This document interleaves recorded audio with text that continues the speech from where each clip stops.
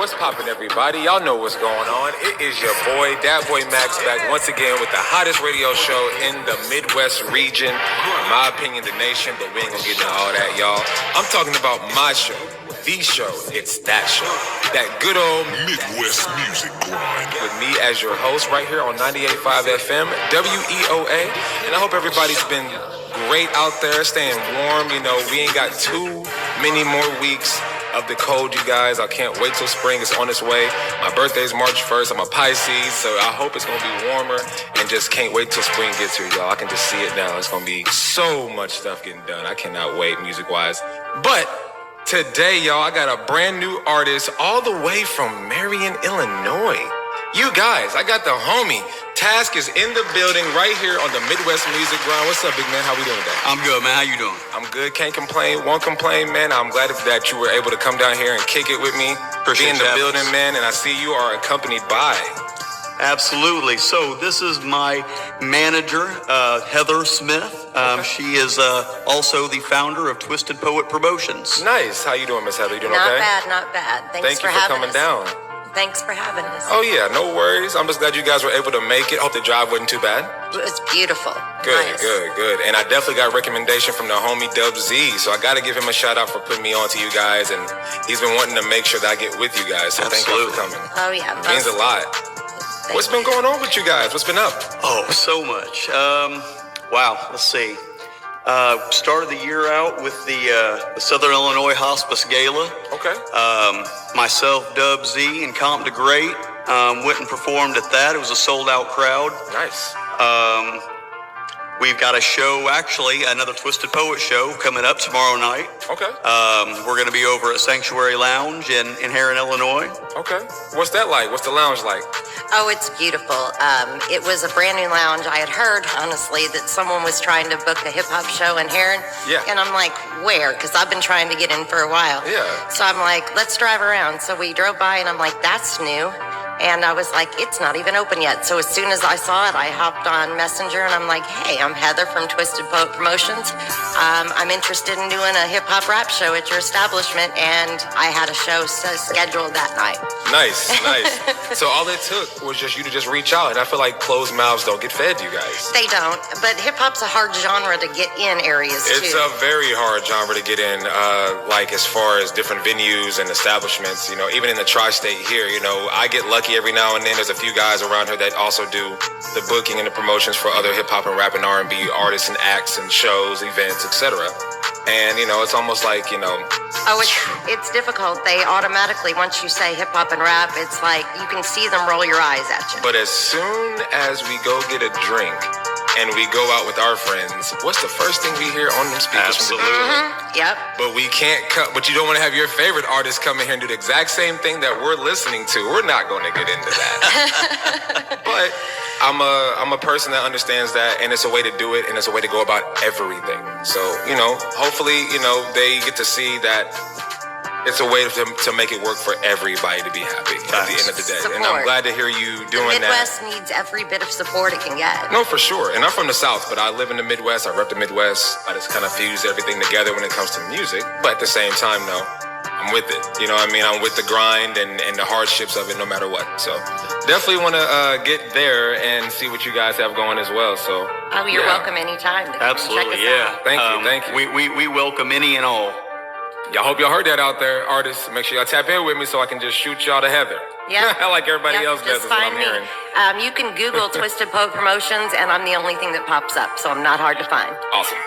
So where did the name Twisted Poet Promotions? Where'd that come from? I kind of had Twisted before Task and I ever met.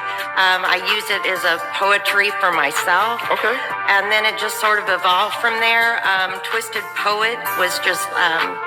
towards my poetry. Yes, ma'am. And then now I use it towards the artists because rappers are poets. Yes. And they twist. Mm-hmm. So they're artists in their own right, and they paint the picture however that they see it. So you got your Midwest twistas, and they're poets. So that's Twisted Poets.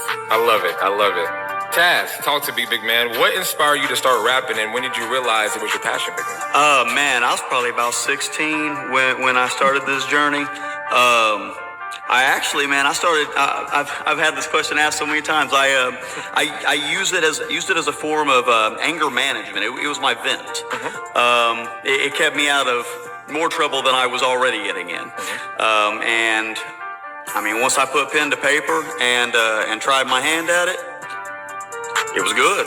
And other people seem to feel the same, and it just kind of has evolved from there. Yeah, I like that. That's what I like to hear, big man. So you basically used it as a tool to help you with your anger management, and it became therapeutic to where you probably got addicted. It was like, you know what? I think I got something here, because I'm sure you let some people hear something. Oh, absolutely. And it was like, dude, you might have something. Yeah. So what could you do if you just took it a little bit serious, right? And I was at that time, like, I wasn't even writing the beats. It was strictly a cappella. Like, oh wow. So yeah, okay.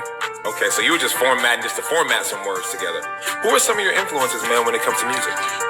Originally, my first rapper that inspired me was definitely Too Short. Okay. The word I want to say, I can't say it. Right. We all know Too Short for that one word. Right. And then as time went on, it became a little more Bone. Yeah. Pac. Rest in peace. And then, you know, we kind of made our way toward M50, Wayne, Busta. There's so many that have played a role in the development of me as an artist. Nice. Like what helped shape you as an artist? You know? I find an artist that I like, and I try to incorporate, like, what are they doing different? What can I do that, you know, suits what, you know, what's going on with them? And, you know, eventually you just, you know, it ends up being a melting pot for your own style. Right. I definitely understand that. So then that means, are you a Kendrick Lamar fan as well? I do like K-Dot. But I would have to say that, probably my top three would be Wayne, M, and 50. Right. There you go. Can't go wrong with that. I know so many people that feel that way too. Yeah. How'd you feel about the Super Bowl, performance? Oh, it was awesome. I enjoyed every minute of it. It was a very live and upbeat show. It was definitely to the point. I do feel like he decided to take this time to hit Drake with the final blow, if you could. Oh, absolutely. And I feel like he succeeded with that, but I wish, as an artist, love the show. Just wish he would have kind of catered towards his hits. Yeah. A little bit more versus the jabs. Yeah. He said that. He even said that watching it, that he wished he would have gone back to some old I would have music. loved to hear some swimming pools drain. Yeah. I would have loved to hear some bops. You know what I mean? Like the bops of what really shaped you, Kendrick, as an artist, because Drake didn't shape you. Absolutely. That battle was a great battle. Yeah, it didn't shape you as an artist. Epic, absolutely. It will definitely go down as one of the most iconic rap beefs. For sure. What was your first experience like when you recorded your first song? Well, when the first song that I ever actually recorded, I had an in-home studio. So I was very comfortable in the setting to begin with. And I mean, really, it wasn't anything different than what I was already doing. It was just the next progression from my writing. Right. I've always been extremely comfortable in the spotlight. And so, that's good to hear right there. Yeah. So that means that you must love performing then too, then. Oh, I absolutely do. I literally, the first time I ever hit the stage, I was like 4 years old in a high school's play. Ironically, I played the villain's son. Oh, wow.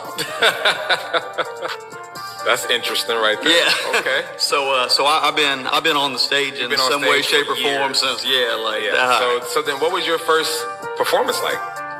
My first performance, actually, I was in Memphis. I went down there for a showcase at I don't even think it exists anymore, but the Red Apple Lounge. And we went out there and just put on a show. It was great. Myself and some members of my Disruptive Squad at that point went down there, lit it up. We met with so many other artists. The networking at every show is phenomenal. even if the venue isn't, terrific, the networking alone sometimes makes it completely worth it. I feel like networking is the number one key you can do at any show, any event. It is. It is an absolutely number one. And trying to explain that to people that they have to get out of their comfort zone. They have to go to other cities. They have to go to other towns. They have to meet other people. Because the Midwest, I refer to it as islands of metro areas in the corn. Right. It's just seas of corn with islands in it, and you have to go to those other islands. Different boroughs, almost. If it was New York, it'd be the same thing. Yeah. You know what I mean? So I definitely understand what you're saying. It's about, in my opinion, it is our time in the Midwest. Again, how everything comes back around full I think circle. so too. I think so the too. Nellies, the Chingies, now it's the Sexy Reds and a few other, St. Louis and Indiana and Cincinnati acts and Louisville, of course, with Jack and Bryson, and then you got, so it's almost like, it's around the area. It's just really, like you just said, getting out, being uncomfortable, networking with other people to be seen by larger audiences. Yeah. Just since, we started this adventure together, we've been to Kentucky, New Orleans, Birmingham a handful of times, St. Louis, up in the Chi. Yeah. So we put some miles on it. We get love from Birmingham. That's awesome. I'm glad to hear that. No, yeah. The fact that you're even doing all that and moving around within the region is great to hear. I love it. What challenges have you faced as a rapper in the music industry? Really just getting seen in an area that is overlooked heavily.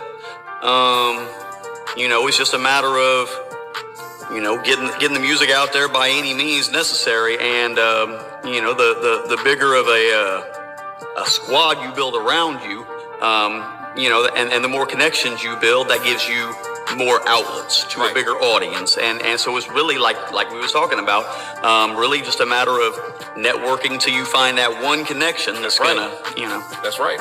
Okay. I like that, man.